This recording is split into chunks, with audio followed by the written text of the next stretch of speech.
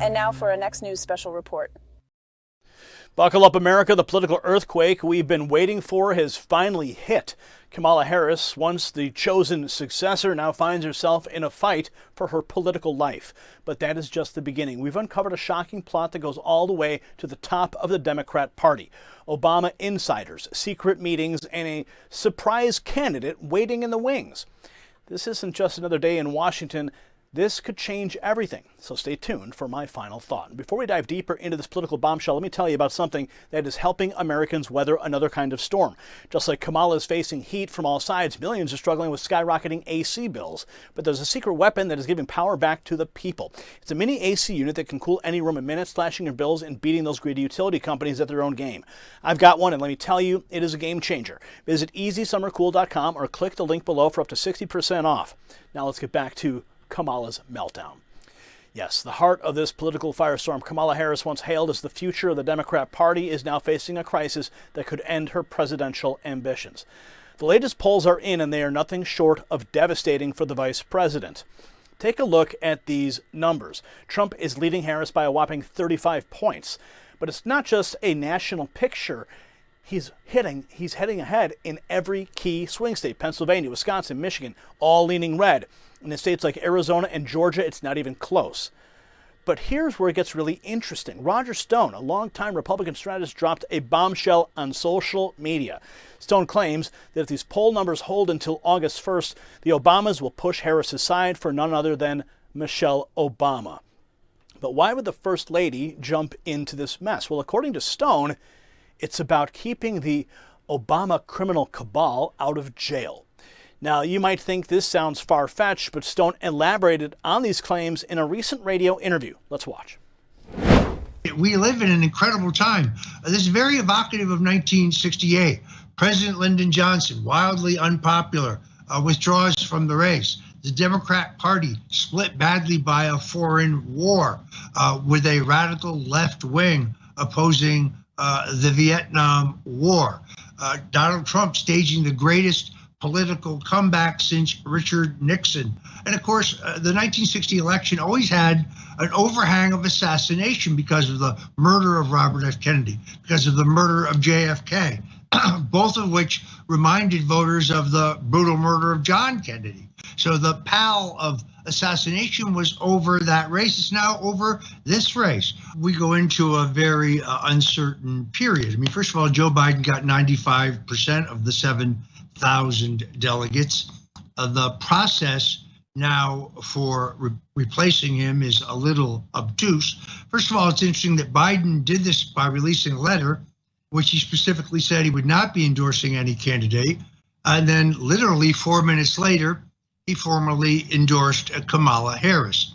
My sources tell me that Biden is furious at Barack Obama, who he clearly knows has orchestrated his ouster. He's equally angry at Bill Clinton because he thinks the Clintons said one thing to his face, but were colluding with Obama behind their back. The Obamas and the Clintons are not political allies.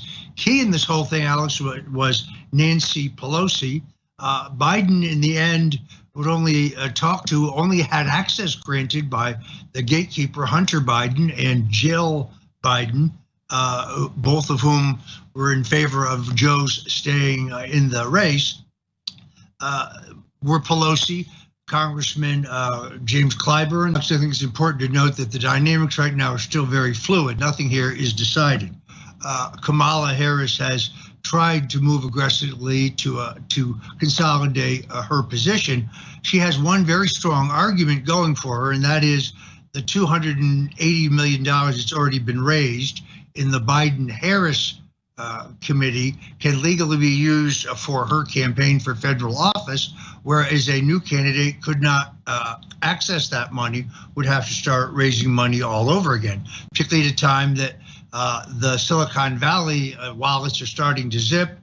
They can now only count on Indians in the trial bar, Indian casinos and the trial bar, as well as labor unions, but they have to start from scratch. It's notable that Barack Obama, who of course orchestrated all of this, pointedly has not endorsed Kamala Harris. That is potentially problematic. Just to clarify, Alex, what I've said for 3 years has never been that Michelle Obama aspired to be president or that she would run for president or seek the presidency. What I've always said is she would end up as the nominee. That's because I think after the impact of the statement, plus the impact of Trump's attempted assassination, plus the impact of the debate, which is still reverberating, if the polls show, as I think they will, that Trump beats Kamala Harris as badly as he was beating Joe Biden, that they will start looking for another candidate. This process doesn't start until August 19th. What I'm saying is, at some point, I always believed that they would go to her, they being her husband and all the other globalist powers, and say, look, you're the only one who can stop Trump. It's not that she wants to be president, but it would be a fourth term policy-wise for Barack Obama. If they became persuaded it was their political survival, if not their legal survival, that they might get her to do it. Now, Stone is not the only one sounding the alarm. Former Illinois Governor Rod Blagojevich, who knows a thing or two about Chicago politics, dropped a bombshell on social media as well.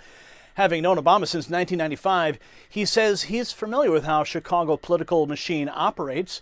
And Blagojevich didn't mince words, accusing Obama of being the mastermind behind the campaign to override the will of 15 million Democrat primary voters.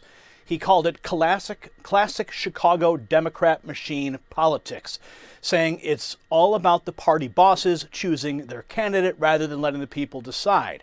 In Blagojevich's words, it's selection over election. And this accusation adds fuel to the fire of speculation about backroom deals and power plays within the Democrat Party. But it gets even worse for Kamala Harris. The New York Post is reporting that top Democrats threatened to forcibly remove Biden from office unless he resigned. According to their sources, this palace coup has been in the works for weeks. They even claim that Biden's disastrous debate performance against Trump was a setup to convince Democrats he couldn't run. But here's the kicker. Even though Biden endorsed Harris, party insiders are reportedly pushing for Arizona Senator Mark Kelly as the nominee. And notably absent from Harris's corner, Barack Obama himself. Even MSNBC, hardly a bastion of conservative thought, is sounding the alarm for Democrats. Their polling expert, Steve Kornacki, laid out the grim reality for Kamala. Watch. This is an average of all of the polls nationally that have been conducted since that debate at the end of June that set all of this in motion. So nationally, the average had Biden running 2 points behind Trump. Now, a couple things to say about that. First of all, of course, we know that back in 2020, when Biden defeated Trump, never in 2020 did Trump ever lead Biden in the polling average. Biden led it from start to finish that year. This time around, here's Trump leading Biden in a polling average. And frankly, we've seen this for a long time now. It was the end of last summer, the end of the summer of 2023, in our poll, our NBC poll, that for the first time, Donald Trump drew level with Joe Biden, and he pulled ahead of him. And he's been there in our poll and many other polls since then. So in some ways, looking at these numbers since the debate, just as a lot of Democrats, I think, kind of looked up in that debate and said, whoa, Biden, not quite what we expected in terms of his public performance. You certainly heard Democrats making comments like that. So then the question for Democrats becomes, okay, if Kamala Harris does become the Democratic candidate, does that change things? So the same polls that produce this average since the debate in the Biden-Trump race, what do they show when Harris is substituted in? A difference, but it's a difference of a point. The Biden at 45, Harris in these same polls, an average 46%, Trump 47% in both of them. So you look at this, and Kamala Harris is not entering, at least in the head-to-head standpoint, with an obvious strength over Joe Biden, nor with an obvious weakness compared to Joe Biden. Really, those numbers are pretty close to the same in terms of a starting point for Harris. Also, just the basic impression of these folks. So Joe Biden, this is the average when you ask that question. Do you have a favorable, unfavorable view? Biden, 36, 57, been seeing numbers like this for a long time with him. Obviously, these are very perilous numbers. What are they for Kamala Harris? Average from the same set of polls? little bit better. 36 goes up to 38. 57 comes down to 52. But, take a step back. Those are not strong numbers. She doesn't enter the race with strong numbers on that basic question. Now, the numbers don't lie, folks. Harris is entering this race with no advantage over Biden, and both are trailing Trump. Her favorability ratings are underwater, with 52% of Americans viewing her unfavorably. And let's not forget Biden's resignation letter typed on his personal letterhead rather than official White House stationery. It's just one more sign of the chaos engulfing the Democrat Party. If you got value from this report, tap subscribe. My final thought is right now. So make no mistake, folks, what we are witnessing isn't just a political shakeup. It is a full-blown palace coup unfolding before our eyes. The Democrat establishment is showing its true colors, ready to toss aside the will of millions of voters to protect their own interests. This isn't about serving the American people. It's about maintaining power at all costs. Whether it's Kamala Harris, Michelle Obama, or some other hand-picked candidate, the message is clear. Your vote doesn't matter to them. As we head into 2024, remember this moment. It's not just an election at stake, it's the foundation of our very republic. Congratulations, you made it to the end of the video. Now keep up your quest for truth with this next news report. And if you found our channel enlightening, join the millions who agree with you. Tap subscribe. Thank you for watching the Next News Network.